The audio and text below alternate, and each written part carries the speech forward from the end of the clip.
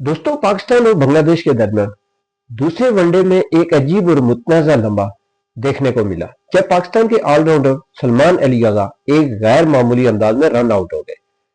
दोस्तों, वाकया यूं पेश आया कि मोहम्मद रिजवान ने गेंद को खेला।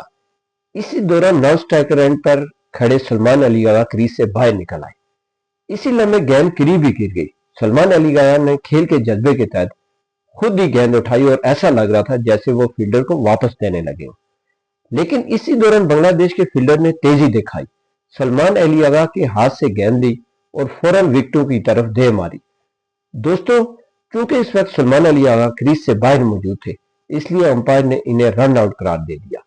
दोस्तों, इस वाकये के बाद सलमान अली आगा काफी मायूस नजर आए, क्योंकि इनका ख्याल था कि वो सिर्फ फील्डर की मदद कर रहे थे और खेल के जज्बे के तहत गेंद उठाकर वापस दे रहे थे। दूसरी तरफ कुछ शायकीन और मुबस्सिरीन का कहना है कि ये खेल की रूह के खिलाफ था और शायद फील्डर को ऐसा नहीं करना चाहिए था।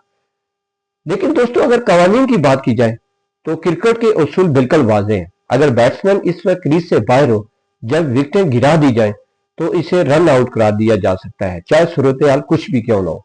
लिहाजा कानून के मुताबिक सलमान अली आगा आउट थे, लेकिन खेल के जज्बे के लिहाज से इस पर बहस जरूर हो रही है। दोस्तों, अब सवाल ये है कि आप क्या सोचते हैं, क्या यह रन आउट बिल्कुल दुरुस्त था या फिर खेल के जज्बे के मुताबिक फील्डर को ऐसा नहीं करना चाहिए था? अपनी राय कमेंट में जरूर दें। वीडियो पसंद आई हो तो लाइक और हमारे चैनल को सब्सक्राइब जरूर करें।